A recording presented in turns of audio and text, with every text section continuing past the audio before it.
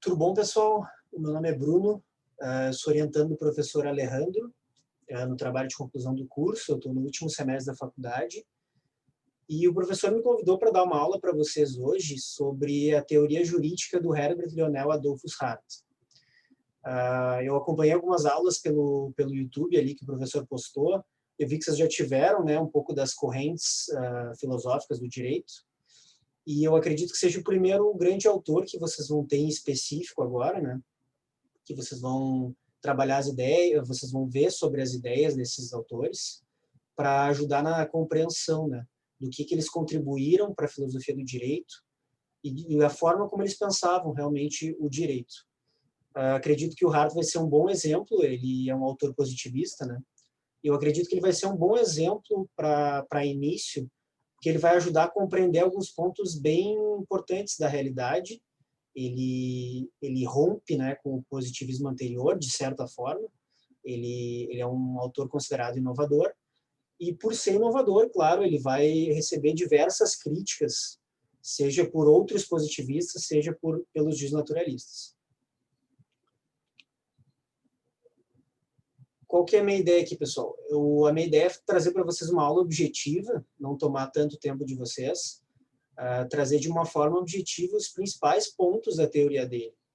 Então, a forma como eu organizei essa aula é tratar alguns aspectos pessoais dele, uma bibliografia rápida sobre a formação dele, sobre as obras que ele escreveu, e comentar um pouco sobre o contexto histórico, contexto teórico, tanto as influências que ele teve, quanto o momento que ele viveu na Inglaterra, porque isso ajuda a entender as ideias do autor, né?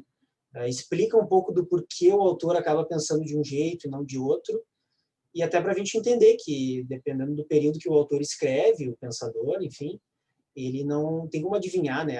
É fácil a gente chegar hoje e dizer que algum autor está equivocado, que as visões dele não se aplicam mais, que era o contexto da época, né, em que ele escreveu. Então, a primeira parte eu vou fazer fazer como forma de introdução. E a segunda parte eu vou tratar um pouco sobre as bases da teoria jurídica dele. Eu vou falar para vocês um pouco sobre o modelo de regras que ele estabeleceu, principalmente com a publicação da obra dele, O Conceito de Direito, em 1961. É uma das principais obras dele, se não a principal.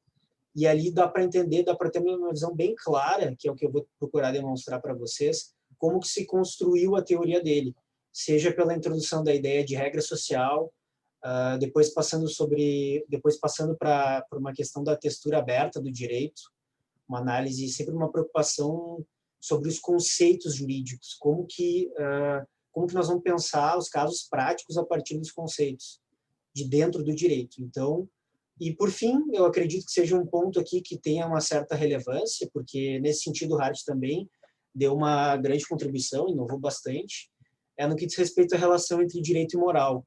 Aqui vai ter uma polêmica um pouco maior, né? Uma questão um pouco mais delicada. Muitos anos os filósofos debatem sobre a relação entre as duas ordens, a ética sobre o direito, sobre demais áreas. Então, essa relação é um ponto que eu vou chamar a atenção aqui, que acredito que seja um dos principais pontos para a gente entender depois os pós-positivistas, enfim, o que eles vão criticar dentro dessa ideia cientificista, de certa forma. E, por fim, eu vou apontar alguns críticos, eu vou fazer uma menção breve a alguns críticos para vocês ampliarem um pouco a reflexão. Eu acredito que alguns deles vocês vão ter aulas depois, né? Principalmente o do Working, né? Então, vocês vão ter uma boa visão do que é a teoria do Hart, vocês vão ter uma noção do contexto que ele escreveu, enfim, vocês vão ter uma noção dos críticos, o que dá para se questionar a respeito da teoria dele. Bom, então, primeiramente, eu fiz aqui uma breve linha do tempo, e eu queria destacar algumas coisas aqui que, já de início, que é a formação do Hart em Oxford. Ele é um inglês, nasceu na Inglaterra, e ele fez a formação em uma, como é que eu poderia dizer? Ele não é um autor que é formado em direito. Então, isso é um ponto interessante. Ele tem uma formação, esse Open Classic Scholar, que é uma formação em grego, latim, história antiga, filosofia antiga. Então já dá para perceber que o interesse do autor inicial não era propriamente o direito, era debater questões filosóficas, históricas, mas o Hart começou a entender que o direito fornecia bons exemplos práticos para ele. Então, quando ele se forma nessa Open Classic Scholar, ele passa no exame, ele é aprovado no exame prático de direito, né, para poder se tornar um advogado, e ele passa a exercer, se eu não me engano, ele fica 8 anos como advogado, atuando em consultorias, em tribunais, que é a Corte de Justiça Britânica, Chancery, acredito que se fale assim. Ele passa a atuar, tem uma atuação prática ali depois da formação dele mais intelectual, e ele acaba conseguindo fornecer, ver o direito como eu disse antes, como uma boa área para refletir sobre conceitos, sobre práticas. E aí vai ter um intervalo dele em 1940, que ele vai ser convocado, né, para servir na guerra, e ele, por uma questão física, acaba integrando a parte que decifrava códigos, né, na guerra, e ele entra em contato com filósofos que despertam cada vez mais o interesse dele e que suscitam vários debates a respeito da filosofia do direito em si, né, de questões morais, de questões conceituais. Ele tem uma influência, depois que eu vou explicar ali, do John Langdon Austin, que é um autor que faz parte da filosofia da linguagem ordinária. Então, é uma preocupação que surge da prática a respeito de conceitos, de que forma os juristas deveriam refletir, pensar a respeito de conceitos, não só dentro do direito, porque a filosofia é ordinária, o uso comum da linguagem, mas como um todo.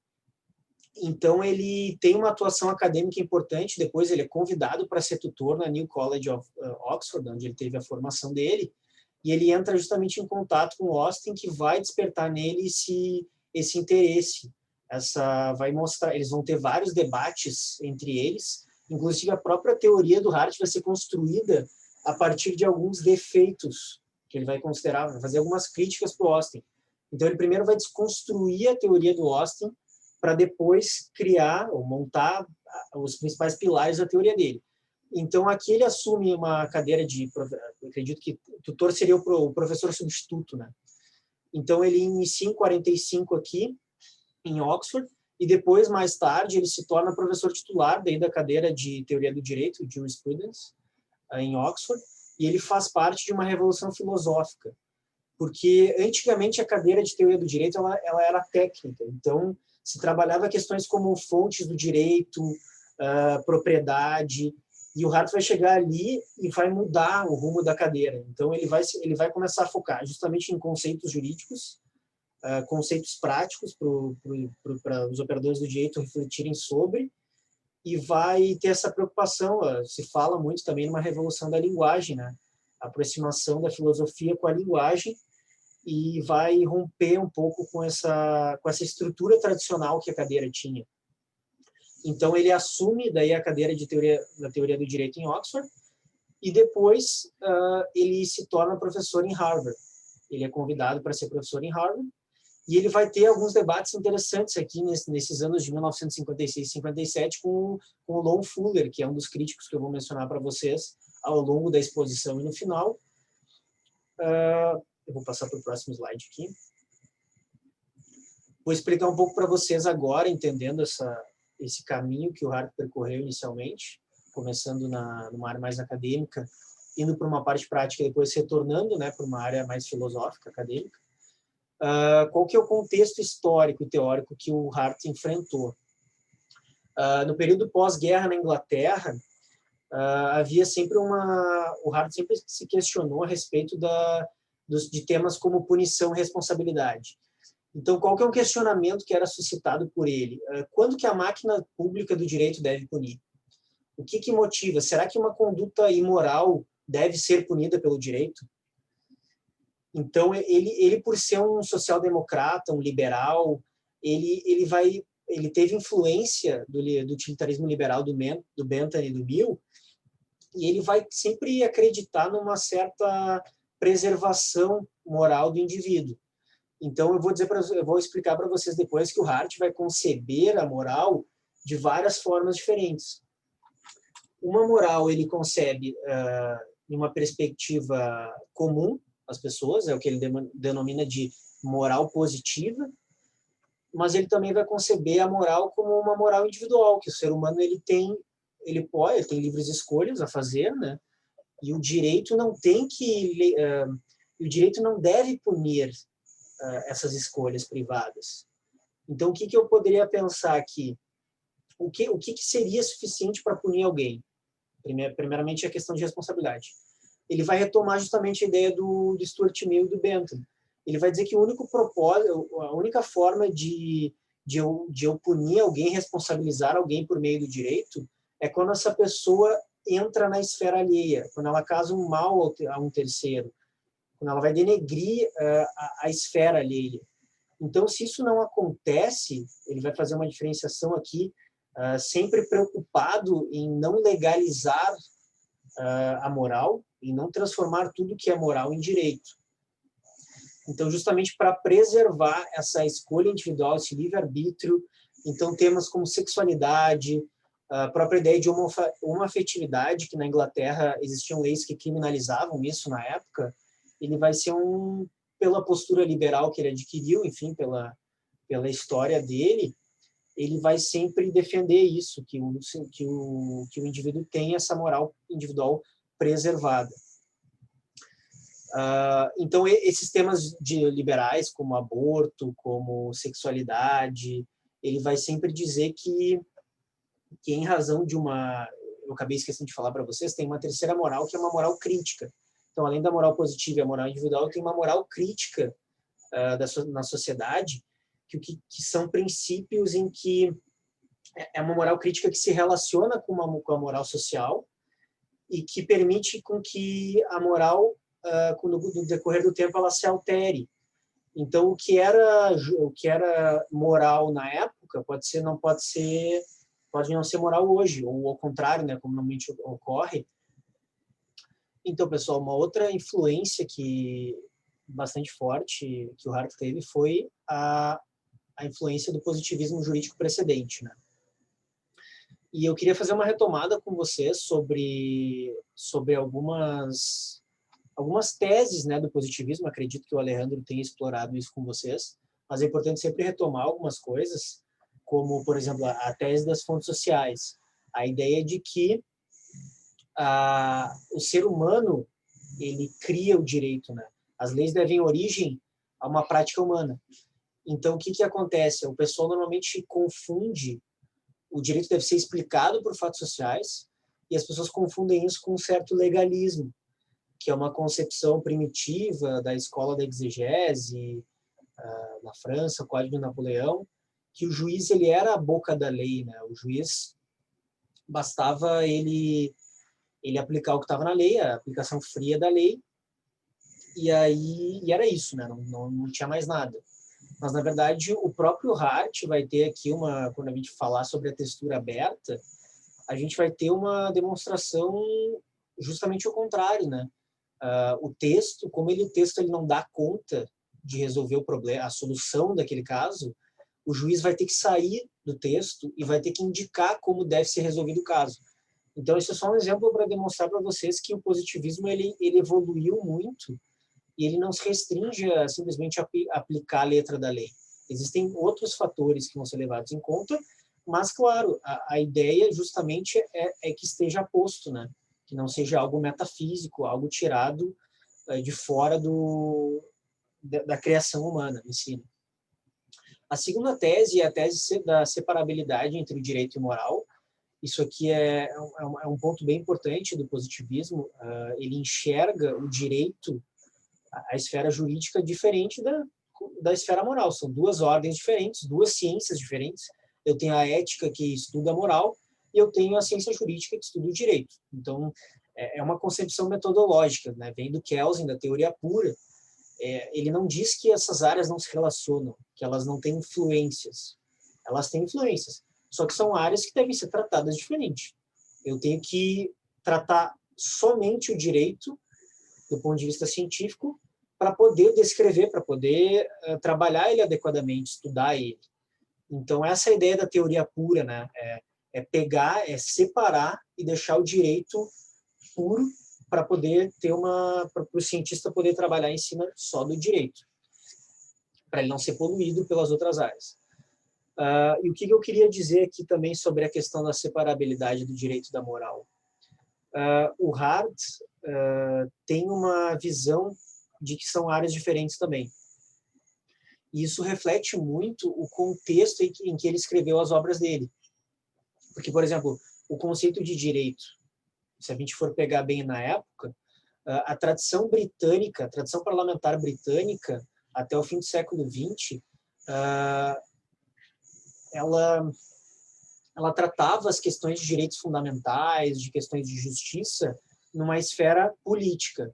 Ou seja, tem aquela separação, né? A comunidade, os cidadãos, os jornalistas, os partidos políticos discutem na esfera legislativa e aprovam uma lei.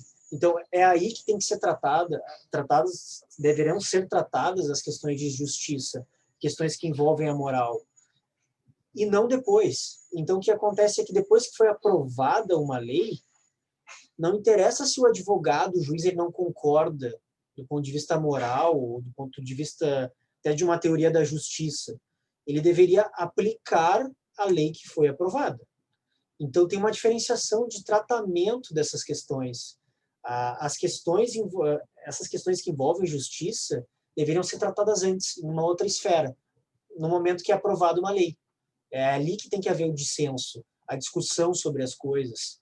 Depois que foi aprovada, essa questão, o juiz tem que aplicar do jeito que é, e não do jeito que ele quer que seja.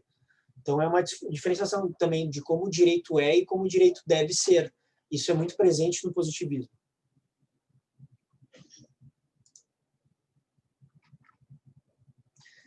Então, aqui eu vou começar a explicar para vocês como que a teoria do Hart foi se desenvolvendo. A principal obra que apareceu ali é o livro do conceito de direito. E o conceito de direito, ele é uma busca. O que o Hart pretende com o conceito de direito? É buscar uma melhor descrição do sistema jurídico de uma forma moralmente neutra.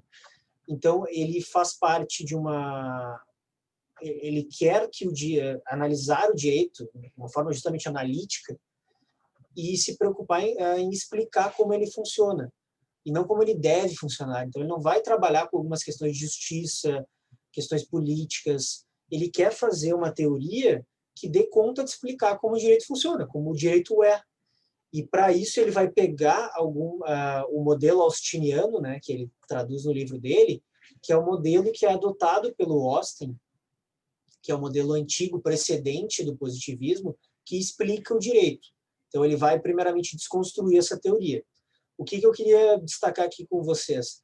A primeira questão é que o direito é entendido pelo Austin e pelo Bentham também como ordens coercitivas proferidas por um soberano habitualmente obedecido. Então, qual que é a questão aqui? O direito, ele ele é identificado com conceitos de fato. É um fato, é uma ordem de um soberano. Não tem uma normatividade ali, não tem uma regra. É o que é um ato de vontade do soberano. Isso é o direito. Então, ele identifica principalmente a questão ali do hábito. Ele deve ser habitualmente obedecido. As pessoas daquela comunidade devem obedecer ele depois de um longo período. Ele tem que concretizar essas questões para que haja direito numa comunidade. Então, ele vai entender a ideia de obrigação, né, que é um ponto que toda e qualquer teoria jurídica tem que dar conta. Ele vai entender a obrigação de uma forma diferente. Ele vai entender a obrigação justamente relacionada com essas expressões. Então, o que acontece? Quando eu tenho uma ordem coercitiva, um exemplo para explicar isso é um assalto. Justamente a ideia de um assaltante entra num banco e quer roubar o dinheiro. Então, o que acontece? O assaltante, ele profere uma ordem para o caixa do banco, uma ordem com ameaça, deixando bem claro que se ele desobedecer, ele vai sofrer as consequências. Então, tem essa ideia da ameaça para que o caixa entregue o dinheiro. E a obrigação aqui, ela vai ser definida com o grau de, avaliando o grau de ameaça que aquela ordem tem. Então, se a ordem proferida por um soberano, no caso do assalto pelo assaltante, tiver ameaça suficiente para que aquela pessoa, para o caixa cumprir a obrigação, cumprir com aquela conduta, eu vou ter uma obrigação. Então, ela é relacionada muito à ideia de sanção. E o Hart vai criticar isso. Ele vai dizer que não é uma explicação adequada.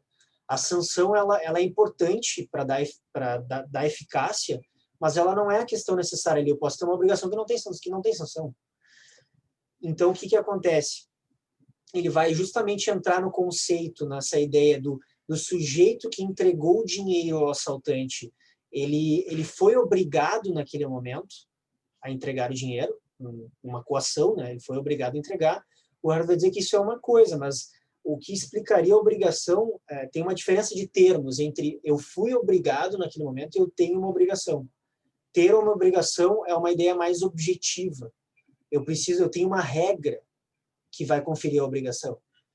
Então, ele tira a ideia de obrigação de uma ideia subjetiva, de um ato, de uma ordem de um soberano, um ato de vontade, e coloca a obrigação como algo objetivo. Eu tenho uma regra que me gera essa obrigação. Então, por exemplo, se eu estou tratando de serviço militar, por exemplo, que os homens devem servir com 18 anos no serviço militar, e eu fujo, ou eu deixo, ou entrego um atestado qualquer para não servir, eu saio, eu não cumpro essa ordem, eu posso perfeitamente dizer que eu tive a obrigação e eu não cumpri. O Austin vai dizer que não tem como isso, que eu tenho que ter uma... Se a ameaça não for suficiente para que eu cumpra, então eu não tenho obrigação. Então, ela é preditiva no sentido de que a ameaça tem que ter um grau alto de ameaça para que se cumpra aquela conduta. Então, é uma visão diferente do que seria a obrigação. E existem outros 3 aspectos a serem observados, criticados por Hart na teoria de Austin. O primeiro deles seria sobre o conteúdo das leis. Porque pensem comigo, se a ideia é de um soberano que profere uma ordem e, consequentemente, se utiliza de ameaça, eu tenho uma analogia forte com uma lei penal, né? Tu praticou um crime, tu vai ter uma sanção, vai ser preso por um certo período, vai ter uma pena ali envolvida. Mas o direito não é só isso. O direito não é só uma lei penal, né? Obviamente. Existem outros tipos de normas, de leis dentro do direito. Quando eu tenho uma lei que permite com que eu estabeleça como indivíduo um contrato com outra pessoa, eu não tenho essa sanção do direito penal, eu não tenho essa pena. Então, o que pode acontecer nesse caso é o contrato ser inválido, nulo, mas a sanção não vai ter esse nível de sanção que uma lei penal oferece no descumprimento, né? Então, o que acontece? Eu tenho um problema, uma questão do conteúdo das leis para rever, e eu tenho um segundo problema aqui, que é da própria aplicação da lei. Porque o próprio exemplo do assaltante, quando o sujeito assalta um banco e exige o dinheiro, ameaça, ele está se dirigindo a uma pessoa. Está se dirigindo, é o que ele chama de addressed law. Eu me dirijo a uma pessoa só. E o direito não é assim que funciona. A aplicação do direito, primeiro, eu me dirijo a uma classe de pessoas em regra. E aí depois, claro, pode acontecer, no caso de uma multa, eu me dirigir a uma pessoa só, mas o direito, como regra geral, ele é composto por regras gerais a uma classe de indivíduos. Então, não é um indivíduo só. E outro ponto, além do direcionamento da regra, tem uma questão do âmbito de aplicação, porque o soberano, no caso, ele não obedece. As pessoas obedecem ele de uma forma habitual, mas ele não obedece. Ele sai da equação. Então, isso é uma questão que no sistema moderno, obviamente, não é assim, né? O legislativo, ele faz a lei, mas ele deve obedecer também à lei. Então, tem esse problema do âmbito de aplicação, né? Quem vai se dirigir à lei e quem vai ter que aplicar, né? A quem vai ter que respeitar a lei, né? Então, aqui vai incluir a ideia do parlamento, né? E o terceiro problema, que a teoria do Austin menciona, que o modelo dele tem, é com a origem das leis. Porque eu falei para vocês que o ato do soberano é um ato de vontade. Se eu tenho um ato de vontade para criar toda e qualquer lei, como é que eu vou explicar o costume? Ninguém simplesmente acorda um dia e cria um costume. O costume é um hábito convergente, daria para dizer, da sociedade, que no decorrer do tempo se desenvolve. Então, não é um soberano que simplesmente vai lá e cria um costume. Então, eu vou ter um problema para explicar a origem das leis. É basicamente isso. Eu vou ter esses três grandes problemas, vou ter uma reformulação do que seria a obrigação, e eu vou ter ainda uma insuficiência prática. Eu não vou conseguir explicar duas coisas com esse modelo do Austin. Eu não vou conseguir explicar a continuidade legislativa, supondo que haja uma sociedade em que eu tenho um monarca, inclusive o Hart comenta um exemplo parecido de uma sociedade que há um monarca, o Rex, que ele morre. E aí como é que eu vou explicar a continuidade, a legitimidade para o filho dele assumir? Se o direito é uma ordem de um soberano, um ato de vontade de um soberano. Eu não tenho como explicar. Eu preciso, o hábito de obediência, ele não outorga ao novo legislador o direito de suceder o antigo.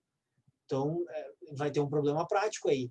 E o segundo problema é uma questão da própria persistência do direito. Como é que eu vou considerar uma lei antiga válida?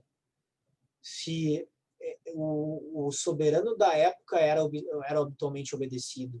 Eu não consigo explicar pelo um hábito. Eu quero que se troque o legislador e se eu tenho uma lei antiga que permaneça válida, como é que eu vou lidar com esses problemas? Então, o modelo do Austin vai ser insuficiente. E o jeito de consertar e solucionar essas questões é substituir a noção do hábito por uma regra social. É mais de uma regra, no caso, né? O Hart vai voltar a explicação do direito, vai centralizar na explicação da regra, vai introduzir a ideia de uma regra social. A regra social pode ter uma certa semelhança com o hábito, no sentido de convergência de comportamento, tanto no hábito quanto na regra eu tenho isso, mas a regra social vai dar objetividade ao direito. Ela vai dar objetividade, vai estar posta no ordenamento, e ela vai se dividir em várias espécies, né? Como eu falei para vocês, uma regra não é só regras dotadas de uma sanção forte, com analogia ao direito penal. Existem regras que conferem poderes a outras pessoas. Então, eu vou ter o quê? Eu vou ter regras primárias, ele vai desenvolver essa noção de regra social. Uma regra primária que impõe comportamento, né? Por exemplo, pagar um determinado tributo. É uma regra primária. E eu vou ter também regras secundárias que permitem identificar o legislador em qualquer tempo, uma pessoa concreta, né, um grupo de pessoas com determinadas características. Eu vou conseguir fazer isso antes que ele legisle. Então, antes dele legislar, ele já vai estar legitimado para tanto, né?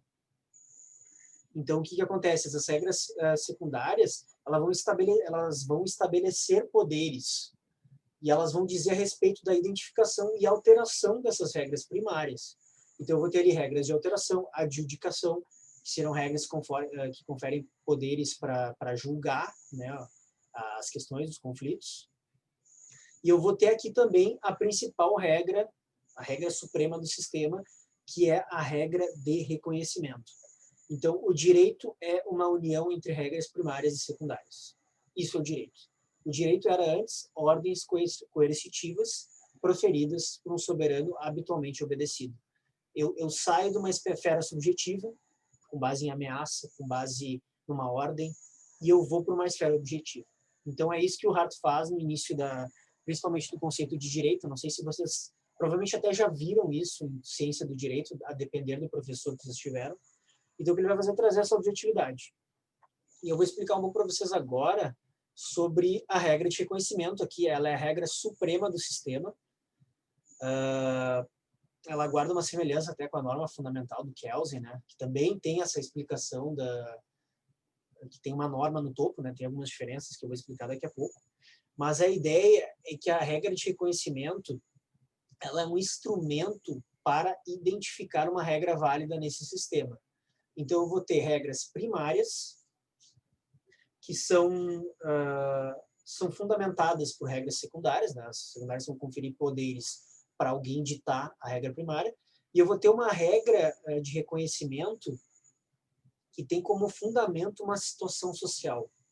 É um fato social complexo essa regra, em que grupos de pessoas e as autoridades vão ter um critério comum para identificar o que é uma regra válida e o que não é. Por exemplo, para ficar um pouco mais claro, a regra de reconhecimento ela não é Constituição Federal. A regra de conhecimento ela é uma regra que contempla critérios de validade do sistema. Ou seja, no caso do Brasil, uma regra vai ser válida se ela está em conformidade com a Constituição Federal. Então, um dos critérios de validade no ordenamento jurídico brasileiro é a conformidade com a Constituição Federal, possivelmente o máximo, né? O grau máximo de validade. E essa é a regra que vai contemplar esses critérios, pode ter mais de um. Então, ela acaba tendo... A gente consegue, dependendo do ponto de vista que a gente adota, que é uma explicação que o Hart faz, que eu coloquei ali, um ponto de vista interno e um ponto de vista externo, dependendo do ponto de vista que se adota, a gente pode conceber ela de uma natureza, essa regra. Ela pode ser propriamente uma regra, num ponto de vista interno, porque, embora a existência dela seja uma questão de fato, toda essa prática social dos funcionários do sistema, dos operadores, que tem esse critério comum compartilhado, embora a questão da existência dela seja um fato, ela contempla critérios de validade de outras regras. Então, ela faz referência a outras regras. Então, digamos que ela acaba revelando a aplicação, ela acaba revelando esse funcionamento interno do sistema. Então, ela pode ser vista como uma regra suprema. Só que, se eu estou diante de um ponto de vista externo, que é próprio de um cientista, o cientista ele olha de fora, ou algum estrangeiro que vem ao Brasil, ele está olhando de fora o sistema. Então, o que acontece? Ele descreve, enuncia essa regra. A regra dentro do sistema ela não é mencionada, ela só é utilizada, aceita. Fora do sistema, quando um cientista ou alguém vê de fora, ele descreve, o sistema no Brasil funciona dessa forma. Então, o que acontece? A pessoa que está de fora, ela só vai ver a regra de reconhecimento como um fato. Ela não vai conceber ela como uma regra. Então, a natureza que ela tem é de regra dentro do sistema e de fato fora, por mais que a existência dela seja como um fato. Espero que tenha sido claro nesse ponto. Qualquer coisa, posso tirar alguma dúvida depois, né? O próprio professor poderia tirar. O que eu iria fechar nesse ponto, então? O ponto de vista interno, ele é próprio das pessoas que usam a regra, dos funcionários do sistema, dos juízes, sem precisar formular ela, eles simplesmente usam. Enquanto o ponto de vista externo é próprio daquele que tem a preocupação de formular, de enunciar essa regra e de determinar o sistema. Então, são duas propostas diferentes. Por fim, aqui nesse slide, eu gostaria de falar um pouco, pode ser que suscite uma dúvida, que é bastante comum, né? Se eu estou preocupado em explicar uma cadeia de validade, por que a regra primária é válida? Porque ela está em conformidade com uma regra secundária, que está em conformidade com a regra de reconhecimento, o sistema ele é circular, né? No sentido de que a regra de reconhecimento se fundamenta na prática, então ela acaba voltando ao próprio sistema. Ela acaba retornando e fica uma certa circularidade ali. Então, o que fundamenta a validade das regras primárias é a sua concordância com a regra de reconhecimento. Porque a regra secundária, um dos tipos de regra secundária, é a regra de reconhecimento, né? Então, eu vou ter esse sistema circular. E a regra de reconhecimento, ela trata da validade de outras regras, mas ela não tem que perguntar, que é uma coisa natural, a gente perguntar, tá, e quem é que dita a validade dela? Na verdade, essa pergunta, o Hart vai dizer que não faz sentido. Ela, sob pena de uma autorreferência, porque ela que trata da validade das outras. Então, essa regra aqui, ela vai ser aceita ou não vai ser aceita. Na verdade, é isso. Não vai ter uma questão da validade dela. Última coisa nesse slide que eu esqueci de falar, é que a regra de reconhecimento, ela se difere da norma fundamental, porque ela está mais ligada a um fato. A norma fundamental, ela é pressuposta, ela é hipotética. Então, o Kelsen ela tem um aspecto transcendental. A regra de reconhecimento ela é mais ligada aos fatos, à prática. Então, vai ter, dentre as diferenças, essa seria uma. Bom, pessoal, estamos chegando aqui na metade da aula, eu queria falar um pouco sobre a textura aberta do direito. O que seria a textura aberta? Na verdade, ela é ligada à linguagem. O Hart vai explicar que vão ter casos em que, como a própria linguagem ela tem problemas, falhas endêmicas, isso vai ser refletido no direito. Então, eu vou fazer uma lei e a lei não vai conseguir prever todos os casos concretos. A lei vai ficar aberta. Ela deve ser geral e aberta. Ela não deve especificar tudo, porque não tem como especificar. É simples, não tem como. Eu tenho que ter direcionamentos gerais abstratos para as pessoas. E aí tu pergunta para mim, tá, mas então como é que eu vou resolver um caso novo? Como é que eu vou resolver um caso que não foi tratado na regra? Que é um caso que surgiu, que é um imprevisto, que é um caso limítrofe, que é justamente a questão da textura aberta. São casos em que não tem como o juiz simplesmente fazer uma subsunção, pegar o caso concreto e colocar na norma. Ele não tem como fazer isso. Ele vai ter que exercer a discricionariedade judicial. O Hart vai dizer que, nesses casos, o direito como ele não resolve a questão. Então, eu preciso que venha um juiz e diga como ele deve ser. Ele vai ter uma certa discricionariedade, ele vai ter um certo poder aqui. Uma certa arbitrariedade, ela não é ilimitada. Por que ela não é ilimitada? Porque ele está levando em conta o que está escrito na regra, né? Não é simplesmente uma decisão qualquer que ele possa tomar. Mas ele vai exercer esse poder para resolver o conflito. Aqui a gente pode mencionar, para ter uma ideia mais clara, algumas texturas abertas. Por exemplo, eu poderia identificar o conceito de família como uma textura aberta, que é um conceito que se desenvolve no tempo. O conceito de família, tradicionalmente, ele era homem e mulher. Agora, se a gente for pensar hoje, não é um homem e uma mulher, pode ser de diversas formas. Eu posso ter mais de um pai, mais de uma mãe, eu posso ter 2 mulheres, 2 homens.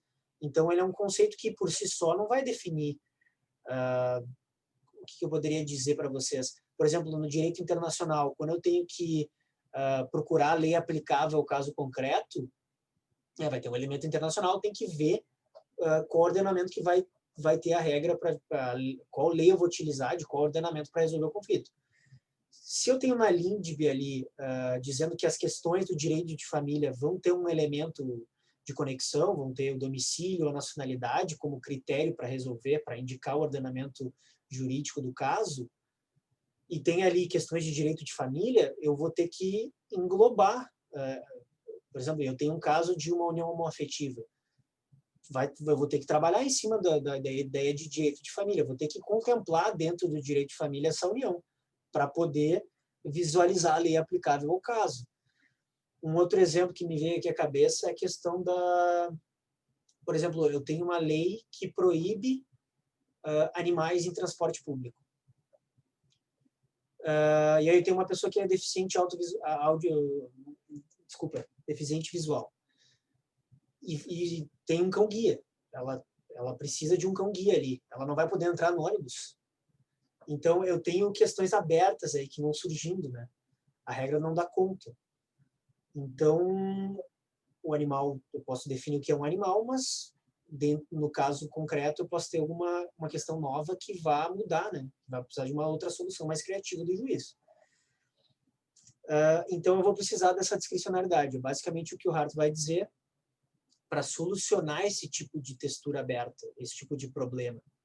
Agora, outros pensadores como Fuller, por exemplo, Lon Fuller, que é um justnaturalista, ele vai dizer que eu vou solucionar simplesmente olhando para o propósito da regra. Eu posso ter alguma palavra ali que tem um núcleo de sentido, mas eu tenho um propósito naquela regra. Bom, pessoal, agora eu vou falar um pouco para vocês sobre duas correntes que estudaram, ou de certa forma trabalharam a relação entre as regras e a aplicação delas pelo juiz, né?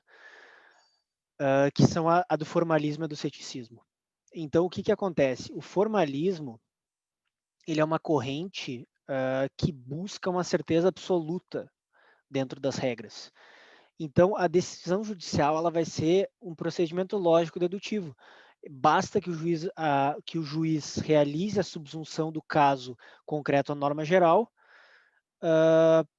para que ele resolva aquele caso.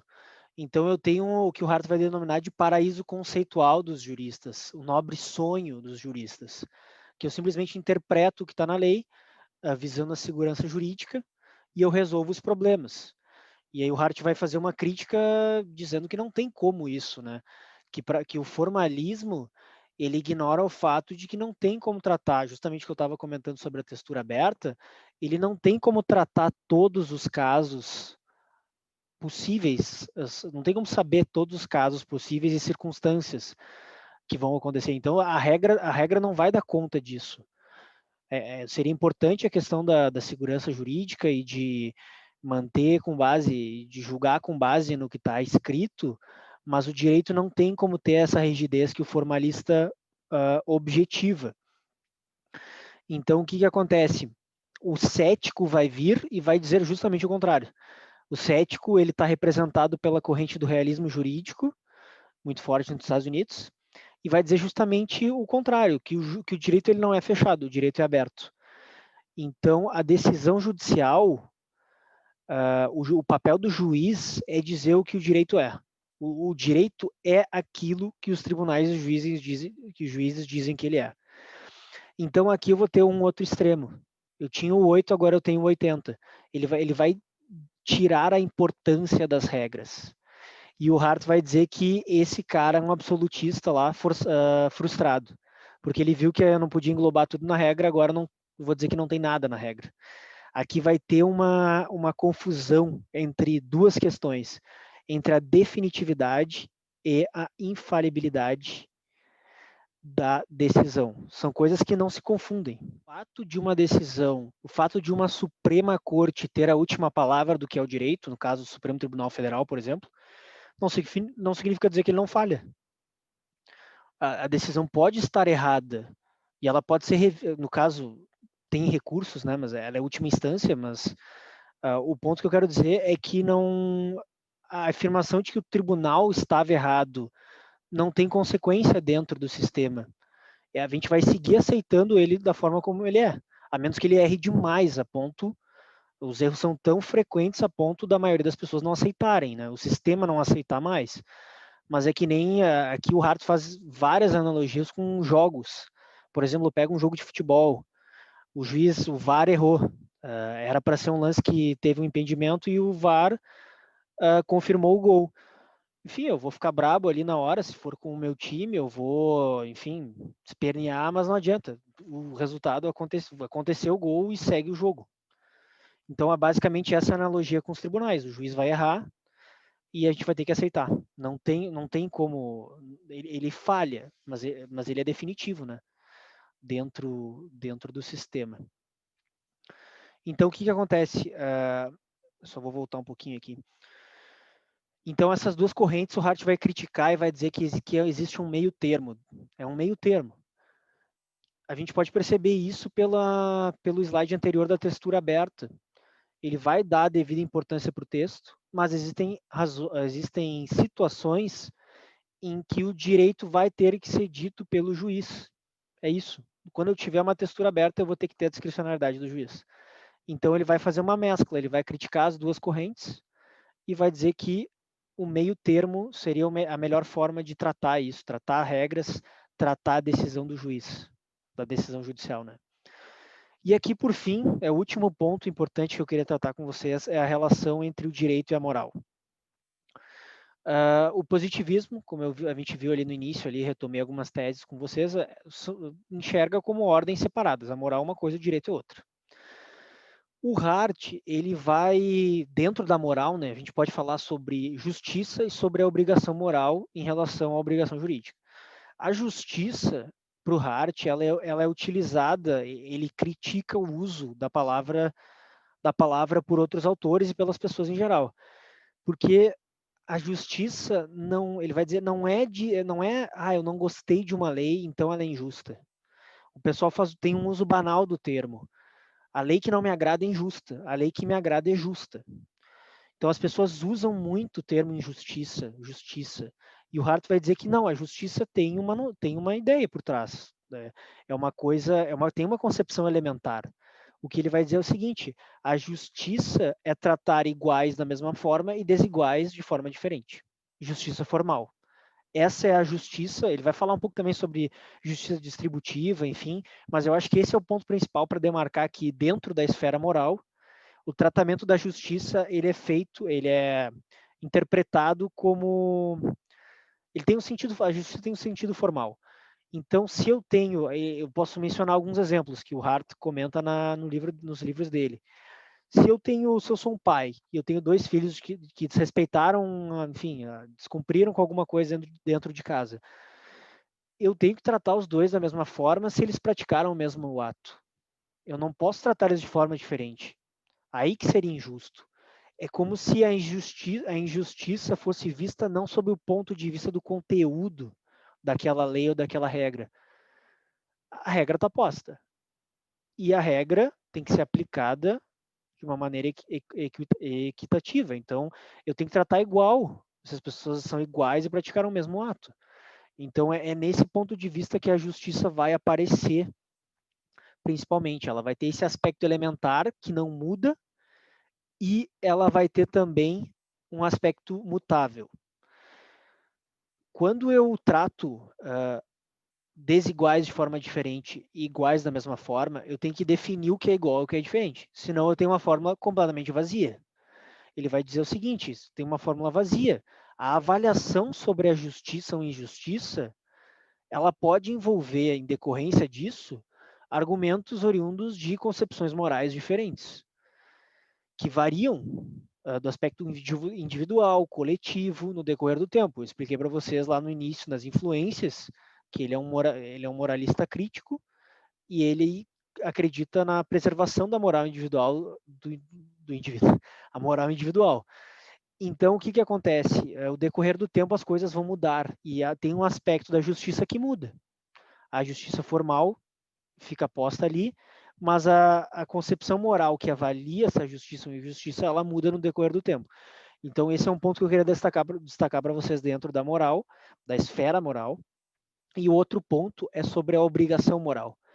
Porque, apesar de semelhanças com uma obrigação jurídica, a obrigação moral vai ter uma diferença. Não é a mesma coisa a obrigação moral e a obrigação jurídica. A obrigação moral tem uma forma de pressão diferente. A obrigação jurídica tem como pressão a sanção. A obrigação moral tem todo um apelo de consciência. Ela tem para que os próprios indivíduos sintam vergonha e culpa no descumprimento das normas.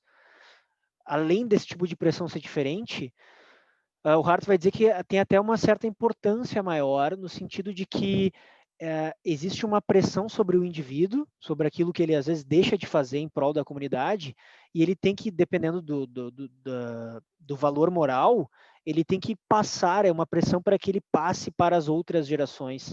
Então, esse costume, esse padrão moral, ele não, a pressão sobre ele não incide só sobre a obediência dele, mas também para a transmissão da conduta para outras gerações, de modo a evitar mudanças que possivelmente seriam desagradáveis se o padrão moral se perdesse com o tempo. Então, isso é um ponto que eu queria destacar para vocês, a diferença entre as duas obrigações, são duas ordens diferentes. A justiça tem que ser concebida nessa ideia formal e ela tem um aspecto mutável. E um outro fator daí, que é o fator principal que vai fazer com que o Hart se auto-intitule um juiz positivista inclusivo, é um ponto comum entre ambas. É uma relação contingente entre ambas, que está aqui ilustrada como essa parte aqui comum entre as duas ordens. Ele vai dizer que aquela regra de reconhecimento que determinava os critérios de validade de uma ordem jurídica, ela pode, não necessariamente, porque ele não é naturalista, né, não tem a relação necessária entre direito e moral, mas ela pode admitir critérios, um valor moral, um princípio relacionado à justiça. Então, ele seria um justpositivista inclusivo porque ele admite justamente esse ponto, né? E isso se dá, por que que isso ocorreria? Em razão de um conteúdo mínimo do direito natural existente na sociedade. Ou seja, levando em conta, quando eu levo em conta que o objetivo principal é a sobrevivência humana, para respeitar a lei, para, enfim, é o objetivo final dos seres humanos, eu tenho que observar alguns fatos naturais, que ele vai dizer, alguns truísmos da natureza humana, que inclusive possibilitam essa relação contingente entre direito e moral. Quais são esses truísmos? O primeiro deles é a vulnerabilidade humana, ou seja, os humanos podem morrer, podem se machucar, tanto mentalmente quanto psicologicamente. E o ponto que ele vai destacar em cada truísmo é que eles são assim, mas poderiam não ser. Então, por isso que surge essa ideia também de relação possível e não necessária entre o direito e a moral. Eu tenho fatos naturais aqui dos seres humanos, mas que eles poderiam desaparecer. Por exemplo, eu não sei se vocês já leram o Homo Deus, do Yuval Noah Harari, acho que é assim que se fala o nome inteiro dele.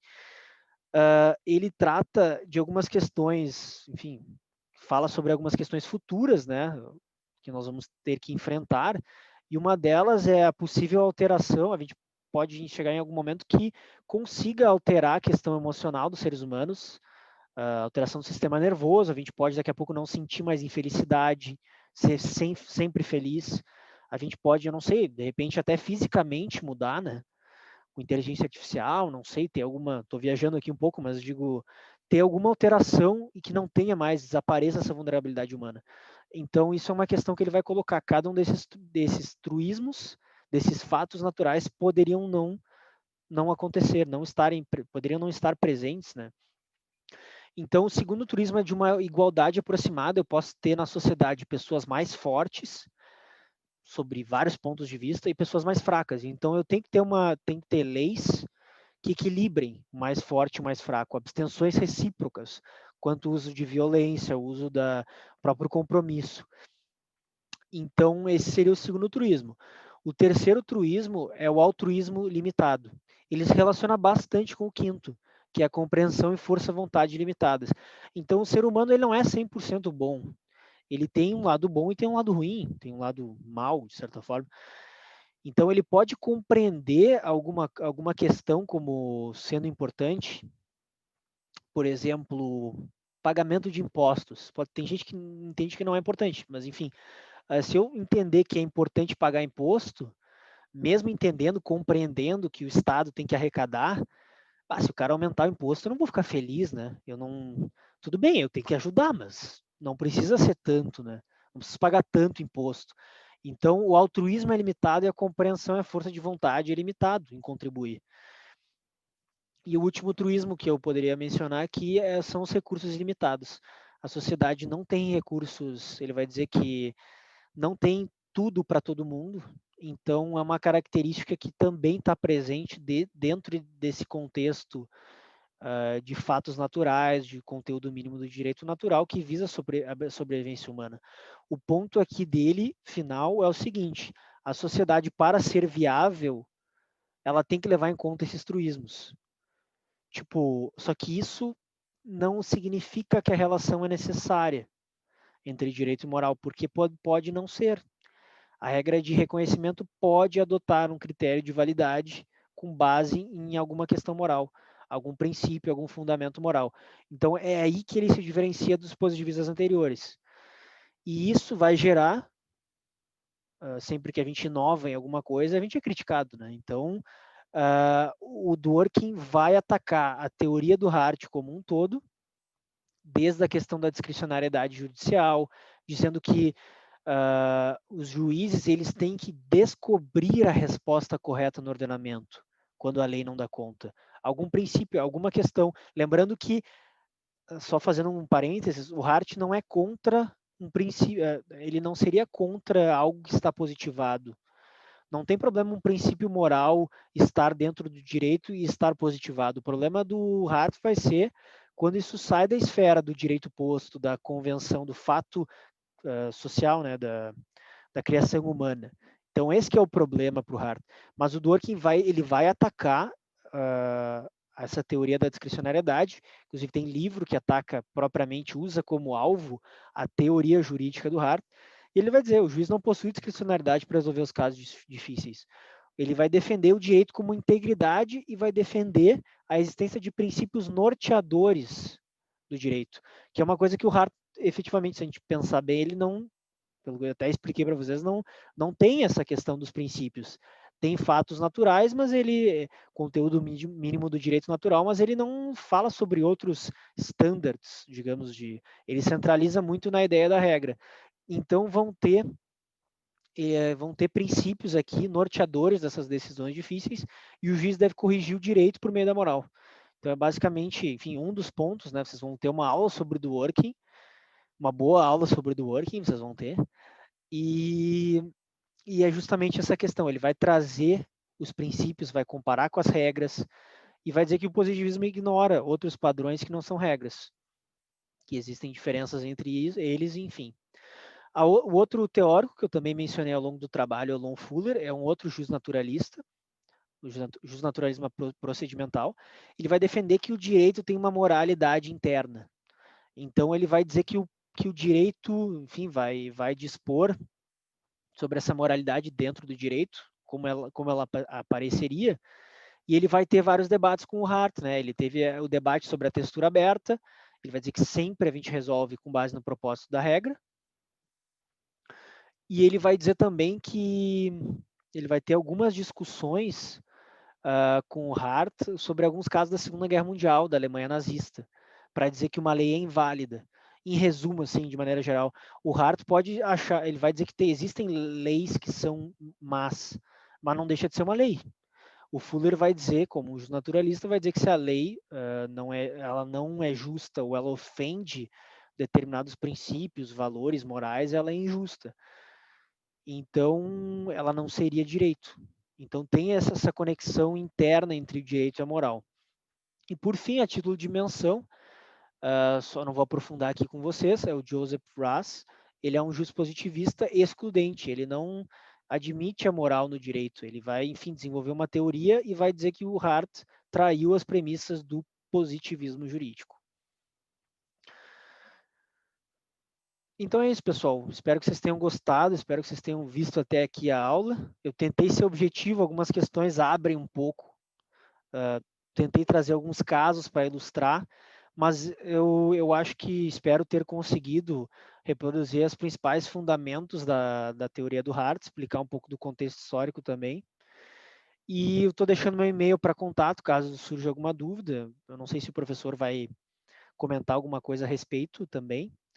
Mas eu queria deixar claro que eu gostei muito de dar essa aula para vocês, agradecer ao professor Alejandro pela oportunidade. E, enfim, espero que vocês estejam bem na pandemia aí e aproveitem o restante do semestre. Um abraço a todos.